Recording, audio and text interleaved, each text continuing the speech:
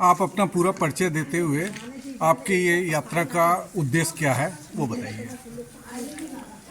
माँ वैष्णवी परिवार सेवा संस्थान, नेताजी सुभाष चंद्र बोस नगर, गोरखपुर। ये हमारी संस्था 2001 में श्री रामचरितमानस के नाम से स्थापित की गई और श्री रामचरितमानस हमारे राम जी की इतनी कृपा हुई कि रामचरितमानस गायन के माध्यम से माँ वैष्णो की कृपा हमारे ऊपर हुई और वैष्णो धाम की पैदल यात्रा 2011 में हमने संपन्न की और माँ को जम्मू गोरखपुर सूरजपुर धाम से पैदल यात्रा करके पुनः इस शहर में 15 मार्च 2012 को लाया गया और 2016 में माँ की स्थापना पीपीगंज फरदहनी ग्राम में अपने पैतृक स्थल पर हुई, जहाँ पर माँ इस समय वर्तमान समय में विराजमान है। और वहाँ पर शक्ति का आगमन हुआ तो एक दिन विचार आया क्यों न 12 ज्योतिर्लिंग का भी स्थापना किया जाए। 12 ज्योतिर्लिंग की स्थापना के लिए प्रांगण तो बना दिया गया, लेकिन अचानक ये विचार हुआ कि जैसे माँ पैदल आई है वैसे ही 12 ज्योतिर्लिंग की यात्रा पैदल की जाए और एक संकल्प बन गया कि 12 ज्योतिर्लिंग की यात्रा पैदल की जाएगी। लेकिन यात्रा करना बड़ी बात नहीं होती है, बात यह है कि जनमानस को सदमार्ग दिखाना। यात्रा तो बहुत सारे लोग करते हैं, अकेले कर रहे हैं, लेकिन उसका उद्देश्य क्या है? तो माँ की कृपा से ये मन में भाव आया है कि उद्देश्य ऐसा होना जिससे समाज का विकास हो, समाज की विकृतियाँ दूर हो। और आज के साथ समाज में सबसे बड़ा जो विकृति है कि अपनी बात को न समझना, स्वयं को स्वावलंबी न बनाना, स्वयं को सामर्थ्यवान न बना के दूसरे पर निर्भर रहना जी। और खासकर धर्म में अनेकों जो कुरीतियाँ आ गई हैं, आडंबर आ गए हैं। तो मन का एक उद्गार था कि अगर श्री हनुमान जी महाराज का सहारा लिया जाए तो वैसे भी कहा गया नासै रोग हरै सब पीरा। जब समस्त और अष्ट सिद्धि नवनिध के दाता, जब इतनी सारी शक्तियाँ हमारे हनुमान जी के पास हैं और तब उनकी सेवा की जाए और उनको लोगों के घरों तक पहुँचाया जाए।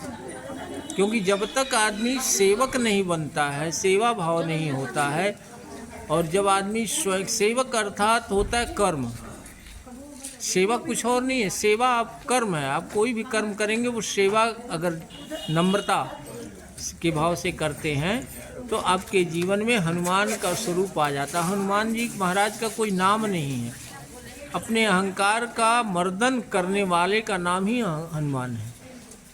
जिसका कोई मान ना हो वो हनुमान है, और मान उसी का नहीं होता है जो अपने आप को सेवक समझता है।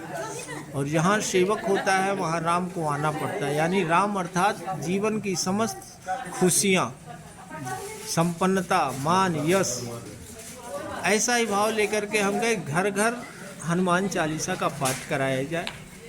तो ये संकल्प तो हमने बनाया था कि 1.25 लाख हनुमान चालीसा का पाठ इस यात्रा के दौरान हम करेंगे और कराएंगे। लेकिन इतने बड़े लक्ष्य को प्राप्त करना,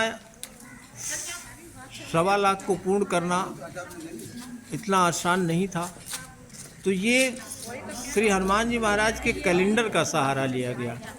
आज का कहते हैं ना कि कुछ दोगे तभी लोग खींचे चले आते हैं। आज हम किसी से कहते हैं कि आप एक हनुमान चालीसा का पाठ सुनाओ तो कतराता है, लेकिन अगर हम एक हनुमान जी की छवि कैलेंडर देते हैं और उससे कहते हैं बाबू जरा एक बार हनुमान चालीसा पढ़ दो, तो उसमें वो हनुमान चालीसा का पाठ करता है। तो कम से कम एक बार जो कभी न पढ़ता हो, अगर एक बार हनुमान का नाम ले लिया, एक बार राम का नाम ले लिया, जीवा पे अगर नाम आया अच्छा, तो ये मेरी सफलता है। और यही उद्देश्य है, घर घर राम, घर घर हनुमान।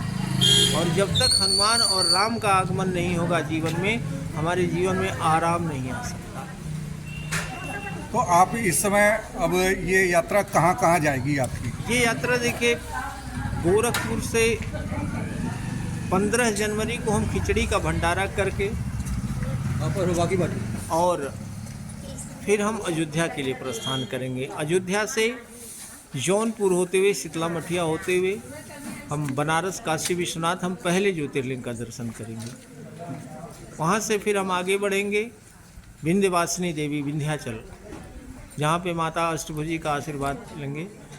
और प्रयास ये है कि वहाँ त्रिकोणी परिक्रमा की जाए, क्योंकि विंध्याचल में लोग जाते तो हैं। इस यात्रा का उद्देश्य एक संदेश देना भी है लोगों को। हम तीर्थस्थलों पे जाते हैं और अपना समय खर्च करते हैं, अपना हर चीज़ करते हैं, लेकिन उसके बारे में पूर्णता नहीं होती है। तो विंध्याचल आप कभी भी जाएं तो वहाँ त्रिकोणी परिक्रमा के बगैर यात्रा पूर्ण नहीं मानी जाती है। जैसे वैष्णो में बिना भैरव की यात्रा पूर्ण नहीं होती है, वैसे विंध्याचल विंध्यवासिनी में त्रिकोणी परिक्रमा है कि आप विंध्याचल परिसर से चलेंगे, माँ का दर्शन करके अष्टभुजी जाएंगे और अष्टभुजी से फिर वापस आपको वहीं आना है। तो त्रिकोणी परिक्रमा के नाम से जाना जाता है। तो वहाँ पर हमें त्रिकोणी परिक्रमा करते हुए फिर हम मैहर आगे जाएंगे, माता शारदा, क्योंकि ये भी हमारे जीवन में बहुत ही स्थान रखती हैं। तो मैहर जा कर के माता शारदा का दर्शन करेंगे। फिर वहीं से हमारा दूसरे ज्योतिर्लिंग महाकाल उज्जैन, और उज्जैन से आगे बढ़ते हुए सबके मंगल की कामना करने के लिए आजकल लोग मंगल दोष से बहुत पीड़ित हैं। जहाँ देखा जाए जिसके जीवन में मंगल कमज़ोर होता है उसके जीवन में हमेशा अमंगल ही होता है। तो इसके लिए मंगल, जो भूमिपुत्र बोले गए हैं, इस पृथ्वी के जो पुत्र हैं वो मंगल देवता है, और उन्हीं के रूप में हनुमान जी भी हैं। और जिसके जीवन में हनुमान मंगल रहेंगे उसके जीवन में सदा मंगल होगा। तो मंगलनाथ मंदिर जाकर के वहाँ पूजा अर्चना की जाएगी। फिर त्र्यंबकेश्वर, ओमकारेश्वर, भीमाशंकर, त्रिलेश्वर और परली वैद्यनाथ में जाकर के इस यात्रा को हम विश्राम देंगे, प्रथम चरण की यात्रा को। वहाँ से यात्रा 9 महीने बाद पुनः वापस आएगी। और जितने लोगों ने हनुमान चालीसा का पाठ किया है सबके द्वारा हवन कराया जाएगा। जिस शहर में रास्ते में जैसे जैसे जाएंगे वैसे वैसे लौटते समय सबका हवन कराते आएंगे।